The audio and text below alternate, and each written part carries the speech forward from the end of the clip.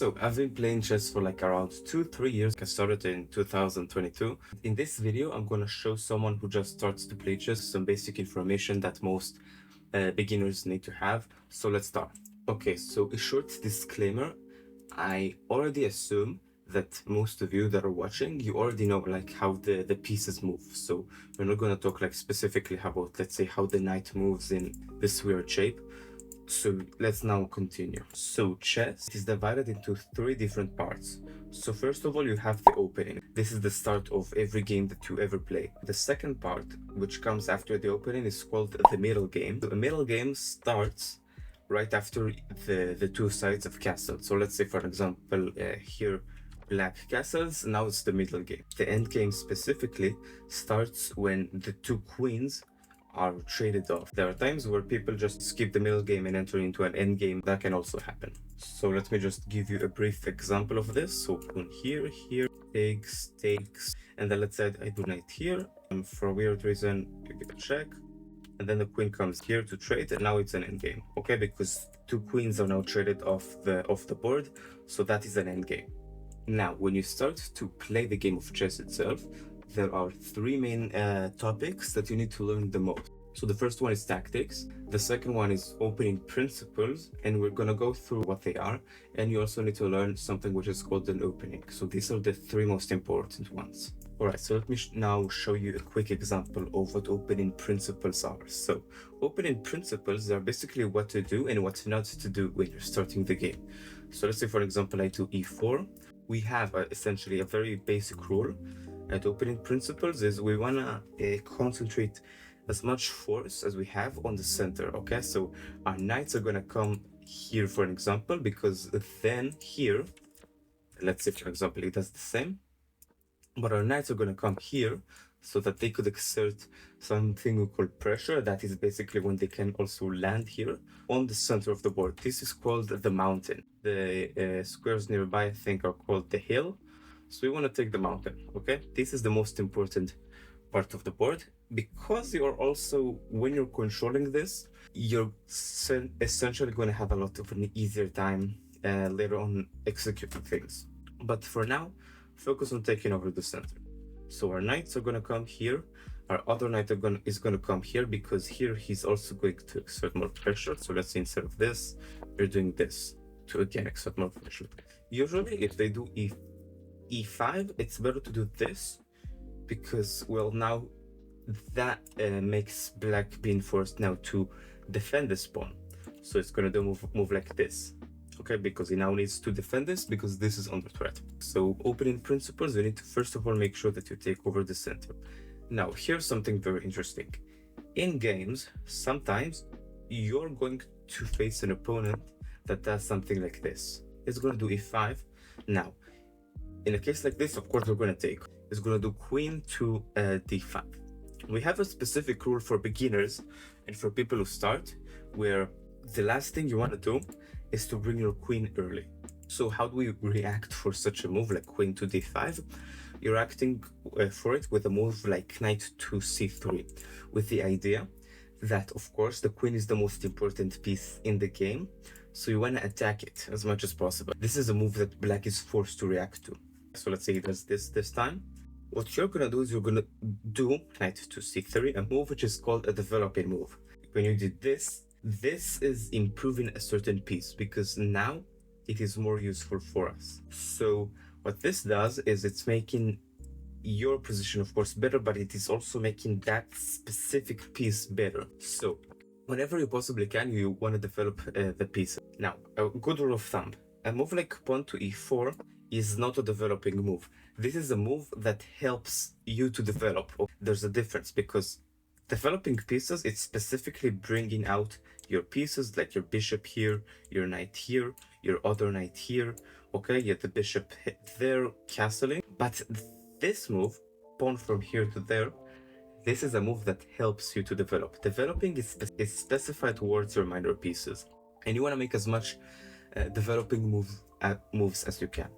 But let's say, for an example, again, he's gonna do a move like d5, and then you're gonna take, and he takes with the queen. You threaten the queen like this. Okay, so he moves here. Okay, And now it's a check, okay? So I cannot do anything else but to defend from this check. So what do?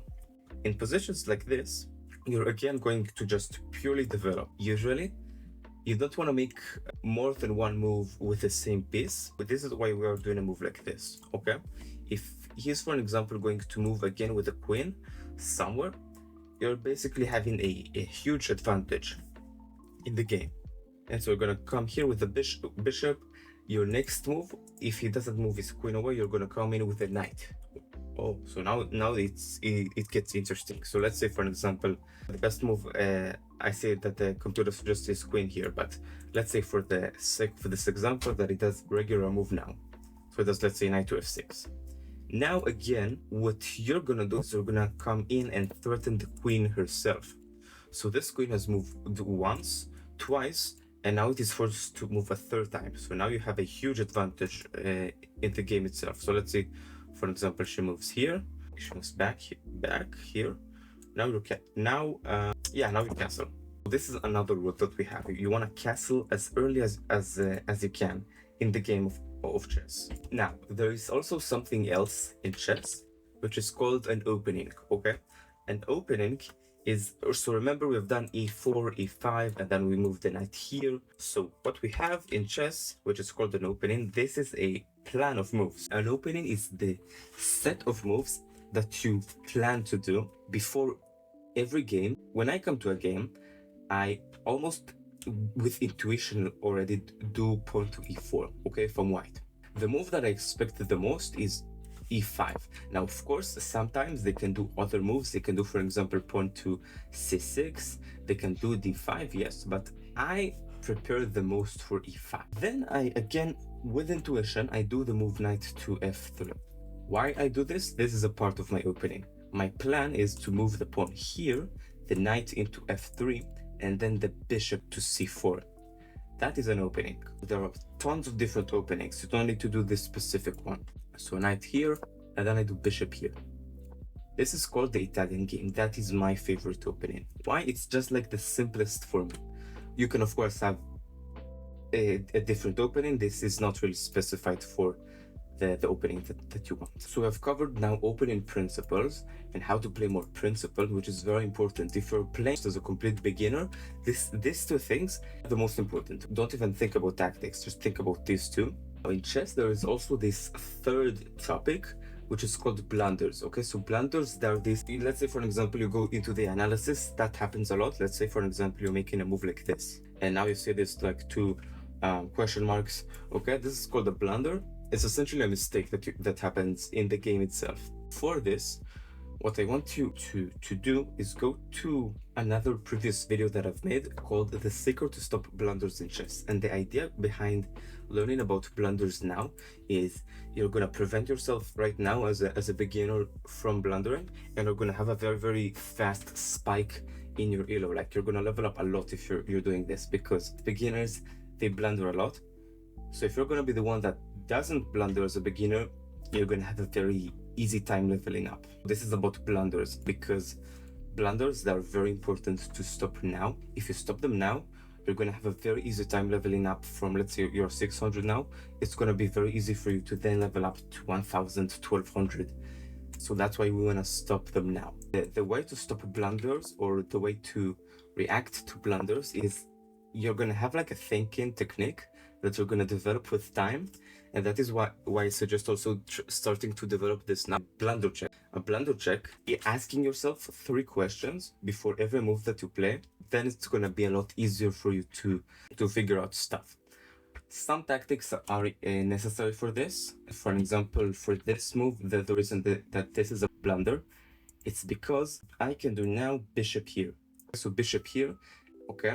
So you're trying to defend. Then I have a mate in 1. Okay, I have this, and now you're just losing. So it's important for you to prevent moves like blunders, and that is why it's important to do blunder checks.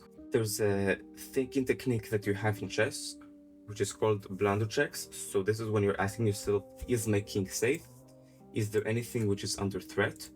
And is there anything that can be captured? In this case, if we're doing rook to d1, that does not do a lot in this position, because if I take, And if I take, let's say that this bishop is away, like let's say he's here, and you take here, I can come here and checkmate you. Okay?